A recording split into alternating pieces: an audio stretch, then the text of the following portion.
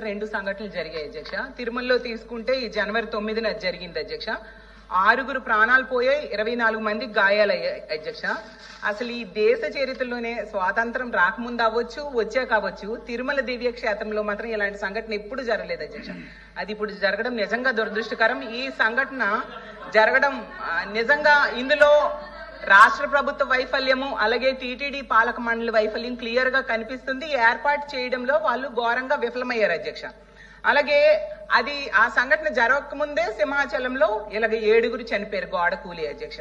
అసలు నా క్వశ్చన్ ఏంటంటే, ఇప్పుడు తిరుపతి విషయం తీసుకుంటే ఆ సంఘటన జరిగిన వెంటనే ఈస్ట్ ఎంఆర్ పల్లి పోలీస్ స్టేషన్ లో 2 ఎంఆర్ఓలు పోలీసులకు ఫిర్యాదు చేశారు అధ్యక్ష. ఈ రోజు వరకు ఏ ఒక్కరిపైనైనా బాధ్యులపైన పోలీసులు చర్యలు తీసుకొని అరెస్ట్ చేశారా అని నేను అడుగుతున్నాను అధ్యక్ష. చేయకపోతే ఎందుకు అరెస్ట్ చేయడంలో విఫలమయ్యారు అని. అలాగే ఈ సంఘటన జరిగిన వెంటనే సాక్షాత్తు డిప్యూటీ సీఎం గారు వెళ్లి ఆ తిరుమల వెళ్లి TTD chairman, TTD EO, TTD AEO 3 బాధ్యులు వాళ్ళ నిర్లక్ష్యం వలన ఈ దుర్ఘటన జరిగిందని చెప్పారు అధ్యక్ష. మరి వాళ్ళ నిర్లక్ష్యం వల్ల జరిగిందని డిప్యూటీ సీఎం గారే చెప్పారు కదా అధ్యక్ష. వాళ్ళ మీద ఏమైనా చర్యలు ప్రభుత్వం తీసుకుందా అని అడుగుతున్నాను అధ్యక్ష. అలాగే టీటీడీ పాలక మండలి సభ్యులు ఈ మరణించిన వాళ్ళ కుటుంబాల దగ్గరికి వెళ్లి క్షమాపణ చెప్పాలి అనేసి ఆ రోజు డిప్యూటీ సీఎం గారు చెప్పారు అధ్యక్ష. ఎవరైనా చెప్పారా అని మీ ద్వారా అడుగుతున్నాను అధ్యక్ష. అలాగే సౌకర్యాలు కల్పించే బాధ్యత టీటీడీ పాలక మండలిదని సాక్షాత్తు సీఎం గారు చెప్పారు అధ్యక్ష. పాలక మండలి మీద ఏమైనా చర్యలు తీసుకున్నారని అడుగుతున్నాను. అంతేకాకుండా సీఎం గారు చెప్పారు అధ్యక్ష, 6 చనిపోయారు కదా, వాళ్ళకి కాంట్రాక్ట్ ఉద్యోగాలు ఇస్తాము అని చెప్పారు అధ్యక్ష. ఎవరికైనా కాంట్రాక్ట్ ఉద్యోగాలు ఇచ్చారా మంత్రి గారు చెప్పాల్సిందిగా మీ ద్వారా అడుగుతున్నాను అధ్యక్ష. మరో ముఖ్యమైనది ఏంటంటే, దీనికి బాధ్యుడు అనేసి ఆ జిల్లా ఎస్పీని బదిలీ చేయడం సీఎం గారే చేశారు అధ్యక్ష. బాధ్యత వహించాల్సిన జిల్లా ఎస్పీ అని ఆ రోజు సీఎం గారు చెప్పారు అధ్యక్ష. మళ్ళీ ఎందుకు అధ్యక్ష మొన్ననే ఆ ఎస్పీ సుబ్బరాయుడు అనే ఆయన్ని మళ్ళీ ఎందుకు నియమించారు అధ్యక్ష?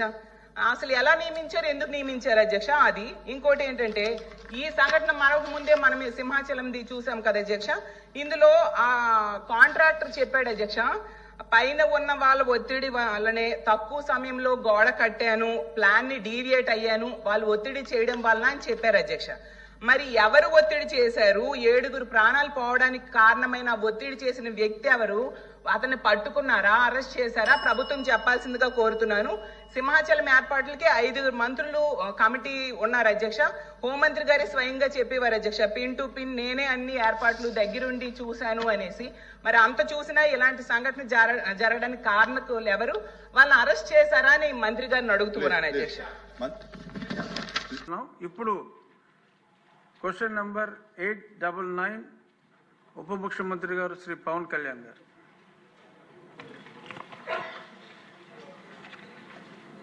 నమస్కారం అధ్యక్ష. గౌరవ సభ్యులు శ్రీ తెల్ల మాధవ్ గారు అడిగిన దానికి మొదటి ప్రశ్నకి ప్లాస్టిక్ జీవరాశులు ప్లాస్టిక్ కాలుష్యం యొక్క దుష్ప్రభావాలను అనుభవిస్తున్నామని, ఇది ప్రధాన ప్రజా ఆరోగ్య సమస్యగా మారింది.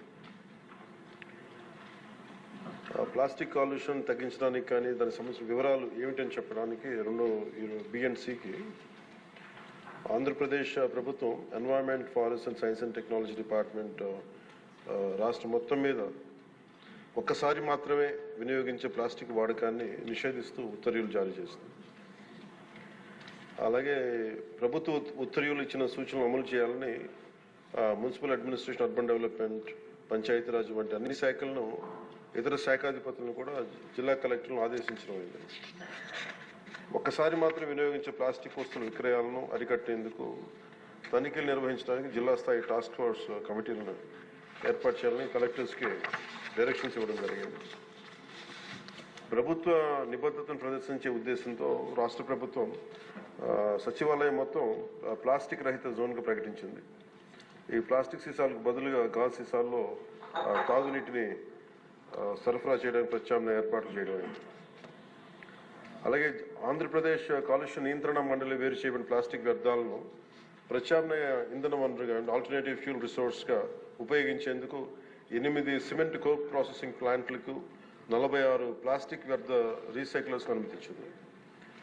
ఏపీ పొల్యూషన్ కంట్రోల్ బోర్డు ద్వారా ఆంధ్రప్రదేశ్ ప్రభుత్వం ఒకేసారి మాత్రం వినియోగించే సింగిల్ యూజ్ ప్లాస్టిక్లు బదులుగా పర్యావరణ అనుకూల ప్రత్యామ్నాయాల వినియోగాన్ని ప్రోత్సహించాలని భాగస్వామ్య శాఖలన్నింటినీ ఆదేశించింది. అలాగే రాష్ట్ర ప్రభుత్వం సర్క్యులర్ ఎకానమీ కార్యక్రమాల్లో భాగంగా రాష్ట్రంలో ప్రాంతాల వారీగా సర్క్యులర్ ఎకానమీ పార్క్స్ ని ఏర్పాటు చేయాలని ప్రతిపాదించింది. అందులో ప్లాస్టిక్ రీసైక్లింగ్ యూనిట్లు కూడా ప్రోత్సహించడం అయింది. అలాగే ఫిక్స్డ్ క్యాపిటల్ పై 75% వరకు ఒక్కసారి మాత్రమే వినియోగించే ప్లాస్టిక్ అదనపు ప్రోత్సాహకాలు అందించడం ద్వారా ప్రత్యామ్నాయ బయోడిగ్రేడబుల్ వస్తువుల్ని తయారు చేసే పరిశ్రమల్ని ప్రోత్సహించడం అవుతుంది. పౌరుల్లో అవగాహన కల్పించడం దీంట్లో చాలా కీలకమైన అంశం అధ్యక్ష. ప్రభుత్వ విధానాన్ని అమలు చేయడంలో పౌరులు కూడా చాలా క్రియాశీలక పాత్ర వహించాలి. సో ఇందాక లాస్ట్ ఫ్యూ మంత్స్ గా మేము చేస్తున్న ఎక్సర్సైజ్ కానీ ఇవన్నీ ఒకసారి సభ దృష్టి కూడా తీసుకొస్తున్నాం అధ్యక్ష. ఉదాహరణకి మీరు ఫ్లెక్సీస్ ఎందుకు ప్రభుత్వం తరఫు నుంచి అన్ని చేయగలుగుతున్నాం కానీ దీంట్లో పౌరులు ఒక బలమైన భాగస్వామ్యం తీసుకోకపోతే మటుకు ఇది ముందుకు తీసుకెళ్ళడం చాలా అది మనం ఎంతసేపు ఆదేశాలు ఇస్తున్నాం కానీ కింద దాకా ఎందుకు ఆ పొల్యూషన్ సింగిల్ యూజ్ ప్లాస్టిక్ ఎందుకు వాడలేకపోయి ఎందుకు దాన్ని ఇంప్లిమెంట్ చేయలేకపోతున్నటానికి ఇది మనందరికి కూడా ఒకసారి ముఖ్యంగా పొలిటికల్ పార్టీస్ కానీ ఈ ఫ్లెక్సీస్ వల్ల ఏం జరుగుతుందంటే అధ్యక్ష, ఇది ఒక ప్లాస్టిక్ మన అందరి దైనందిన అంటే డే టు డే జీవితంలో చాలా అంతర్భాగం అయిపోయింది. కూరగాయల్లో వాటి దగ్గర నుంచి నీళ్ళ బాటిల్స్ కావచ్చు, ఇయర్ బడ్స్ కావచ్చు, ప్లాస్టిక్ ప్లేట్స్, ప్లాస్టిక్ గ్లాసెస్ ఇవన్నీ సౌకర్యం కలిగిస్తున్నాయి కానీ ఈ టెంపరీ సౌలభ్యం ఇది పర్యావరణాన్ని కలుషితం చేసుకుంటా చివరికి ఇది ఏ స్థాయికి వెళ్ళిపోయిందంటే ఇది ఒక్క ప్లాస్టిక్ మనం భూమిలో మనం ఇమ్మటానికి కనీసం 300 years పడుతుంది అధ్యక్ష. మనం వాడుతున్న ప్రతి ప్లాస్టిక్ అది ఈరోజు ఏమవుతుందంటే మనం పాలు తాగుతున్న పశువుల కడుపులోకి వెళ్ళిపోతుందో లేదంటే మనం తినే ఆహారంలో భాగం అవుతుంది. అలాగే ఇప్పుడు ప్లాస్టిక్ విషయం తల్లి గర్భంలో కూడా పశువుల కడుపులోకి పుట్టే పసికందుల రక్తంలోకి చేరిపోయింది. ఆంధ్రప్రదేశ్లోనే చాలా సందర్భాలు ఆవుల కడుపులో సుమారు 60 నుంచి 70 కిలోల ప్లాస్టిక్ తొలగించిన సంఘటనలు నమోదయ్యాయి.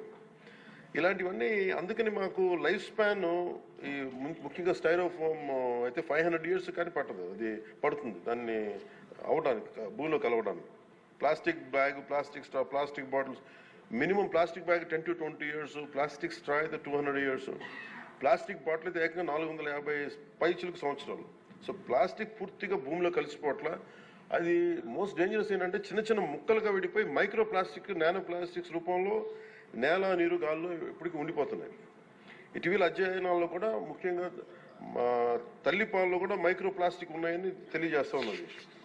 సో వీటన్నిటికీ సంబంధించి మేము ఒక నెక్స్ట్ 2-3 monthsలో చాలా ఒక డీటెయిల్ అనాలిసిస్, డీటెయిల్ ప్లాన్తో వస్తున్నాం అధ్యక్ష, ఒక యాక్షన్ ప్లాన్ తోటి.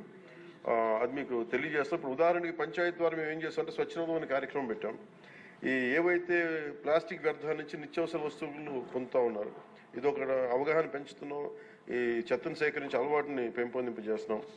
ఉదాహరణకి ప్లాస్టిక్ ఫ్రీ తిరుమలలో కాన్సెప్ట్ ద్వారా అంటే ఒక టెంపుల్ మనం తిరుమలకి వెళ్తే ఈరోజు మనం వెళ్ళి చూస్తే భక్తులు ఎవరు బాటిల్స్, కవర్స్ తీసుకెళ్ళకుండా ప్రత్యామ్నాయం గాజు సీసాలు, పేపర్ క్లాత్స్, బ్యాగ్స్ వాడుతున్నారు. సో లక్షలాది భక్తులు క్రమశిక్షణతో ఈ నియమాన్ని పాటిస్తూ ఉన్నారు. సో మన రోజువారీ జీవితంలో ప్లాస్టిక్ ప్రత్యామ్నాయంగా చెరుకు పిప్పి, తాటాకులు కానీ, వెదురు ఇట్లాంటి ఇత్యాది బయోడిగ్రేడబుల్ తోటి సేమ్ ఇదే తయారు చేసుకోవచ్చు. సో ప్లాస్టిక్ని నిరోధించాలంటే ముందుగా మూలాలపై దృష్టి సారించాలి. దానికి ప్రత్యామ్నాయ పరిశ్రమలకి సర్క్యులర్ ఎకానమీ పెద్దపీటలు వేయాలి. సో ఆ దిశగా గౌరవ ముఖ్యమంత్రి గారు కూడా వాటిని ముందుకు తీసుకెళ్తారు ఈ పథకాల ద్వారా. అలాగే పర్యావరణ పరిరక్షణ మా సహకారాన్ని అందిస్తా ఉన్నాం. దీన్ని అందరూ సద్వినియోగం చేసుకోవాలి. కాదు దీన్ని ప్రజలు కీలకమైన భాగస్వామ్యం ప్రజల్లోనే ఉంది.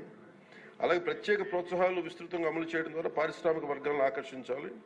అప్పుడు ప్రజల ఆలోచన విధానంలో కూడా మార్పు రావాలి. ముందుగా మనకి యాజ్ ఎమ్మెల్యేస్గా కానీ, గౌరవ ప్రతినిధులుగా కానీ ఇది మనందరం ఒకసారి మీ దృష్టి ద్వారా అందరికీ గౌరవ సభ్యులందరూ తెలియజేస్తాం.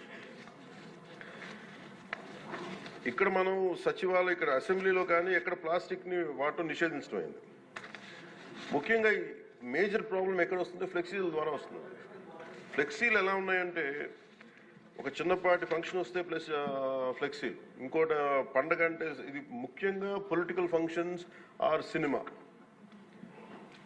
దీనివల్ల ఏమైపోతుంటే అవి ముక్కలు ముక్కలుగా విడిపోయి పశువులు తినేస్తా ఉన్నాయి, లేదంటే వాటర్లో జలాల్లోకి వెళ్ళిపోతున్నాయి.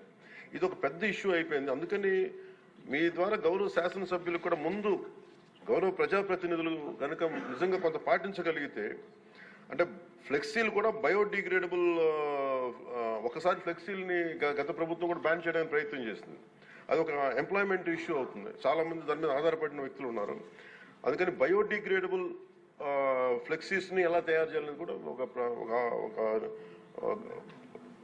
అఫీషియల్స్ కూర్చొని దాని మీద ఒక చర్చ జరుగుతుంది. దాని మీద ఒక పాలసీ రూపొందించబోతున్నాం.